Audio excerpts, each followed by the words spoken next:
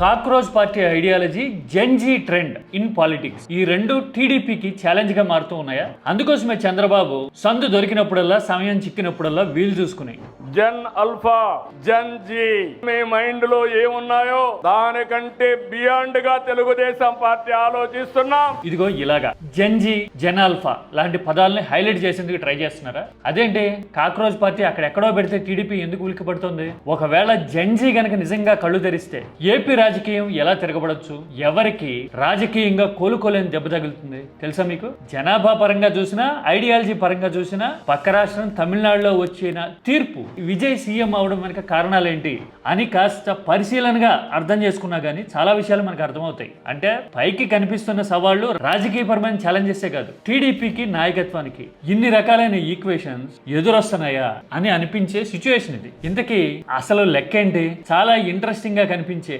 ఆలోచనల వెనక అసలు క్యాలిక్యులేషన్ ఏంటి? 1 by 1 ప్రూఫ్స్ తోనూ లాజిక్ తోనూ చూద్దాం. చివరి వరకు చూడండి. మీరు కూడా కామెంట్ చేయండి, మనం డిస్కస్ చేద్దాం.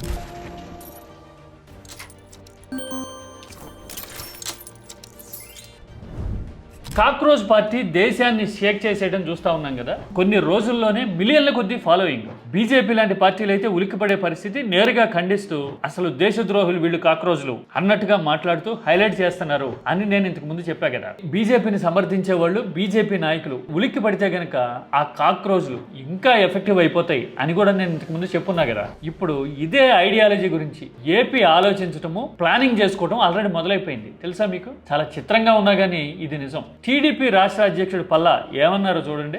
After seeing this, we need to recalibrate our policies. చూశారు కదా, కాక్రోచ్ ఐడియాలజీని అర్థం చేసుకోవడానికి దాన్ని ఎలా అడాప్ట్ చేసుకోవాలి అని ప్లాన్ చేస్తున్నాము అంటున్నారు. ఇదే విషయాన్ని నేషనల్ మీడియా, ఇంగ్లీష్ పత్రికలు చాలా హైలైట్ చేసి రాసినాయి. ఎందుకని? కాక్రోచ్ పార్టీ అనేదేమో బీజేపీని వ్యతిరేకిస్తా ఉంది, పోరాటం చేయాలంటుంది.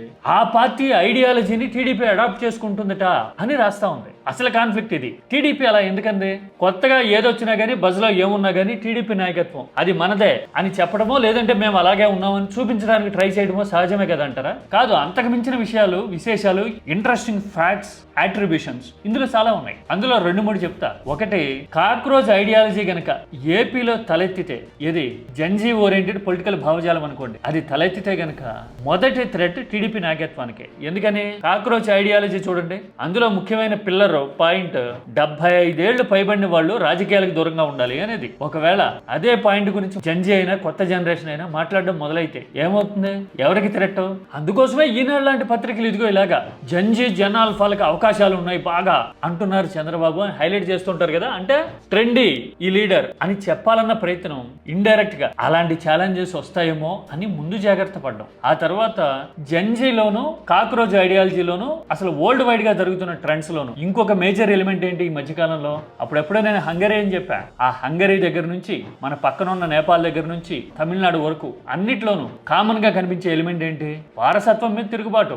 75 ఏళ్ళు దాటిన వాళ్ళు వద్దంటున్నారు, వారసత్వం ఉండకూడదు రాజకీయాల్లో అని న్యూ జనరేషన్ మాట్లాడుతుంది. అంటే ఈ రకంగా చూసిన ఛాలెంజ్ టీడీపీకి ఎదురవుతుంది. అందుకోసమే కాక్రోచ్ ఐడియాలజీని స్టడీ చేస్తున్నాం అని ముందుగానే టీడీపీ నాయకులు ఇలాంటి ప్రకటనలు చేశారనమాట.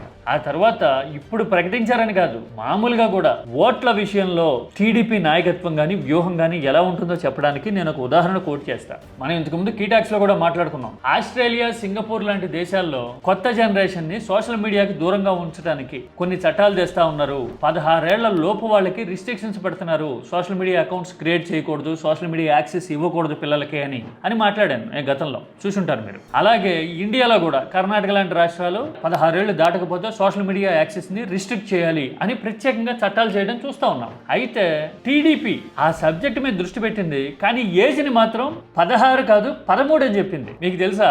13 అని ఏజ్ ప్రొజెక్షన్ దేనికి సంకేతం?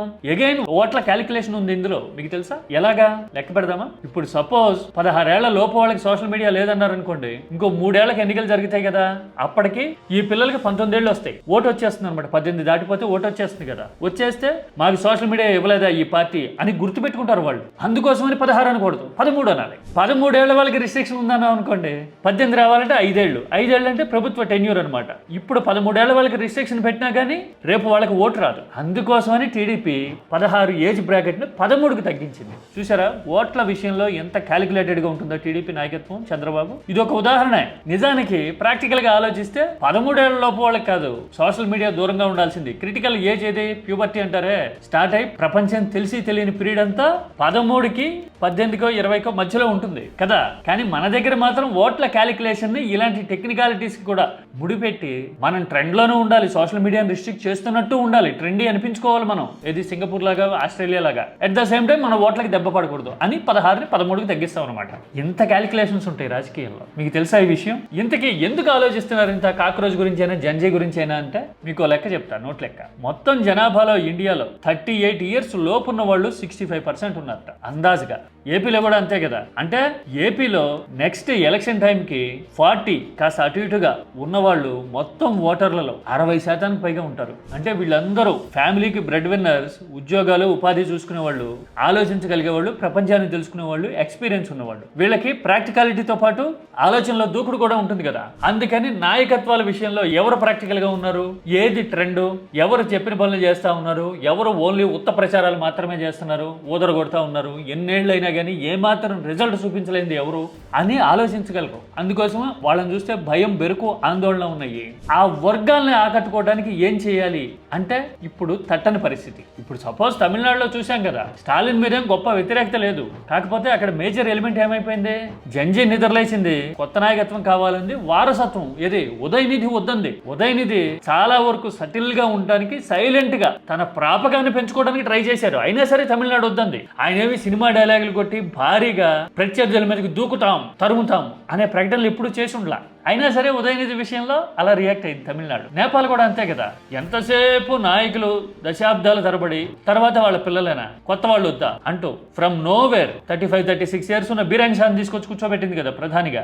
ఇలాంటివి చూసినప్పుడే ఈ ఏజ్ క్యాలిక్యులేషన్స్ చూస్తే ఓటర్లలో 65%కి పైగా వాళ్లే ఉండటాన్ని బట్టి చూస్తే జంజీ ట్రెండ్ మారిపోతుంది అని అర్థమైతే వారసత్వాన్ని వద్దంటున్నారు. 75 ఏళ్ళు దాటితే గనక ప్రాబ్లమేటిక్ అని, దూరంగా ఉండాలి అని చెప్తూ ఉన్నారు అనే క్యాలిక్యులేషన్స్ అన్ని ఏ రకంగా చూసినా ఇందులో each and every point political గా సవాల్ అవుతున్న పరిస్థితి.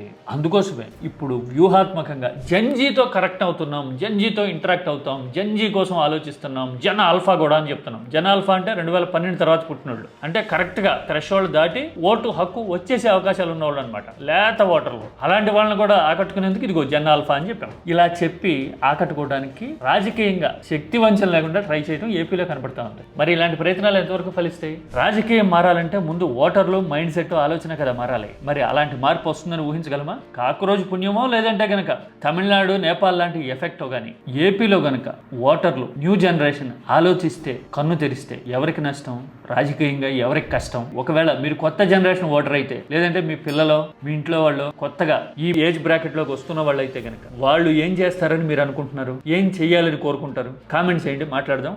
ఇది కేవలం పొలిటికల్ క్యాలిక్యులేషన్ కాదు, రాష్ట్ర భవిష్యత్తుకి, ప్రజల ఆలోచనకి, అన్నిటికీ మించి తెలివికి సంబంధించిన విషయం కదా. తమిళనాడు తెలివిగా ఉంది, మరి ఏపీ తెలివిగా ఉండగలదా? చెప్పండి చూద్దాం. కామెంట్ పార్లమెంటరీ లాంగ్వేజ్ లో మాత్రమే చేయండి. కీ టాక్స్ ఆలోచనలకు వేదిక.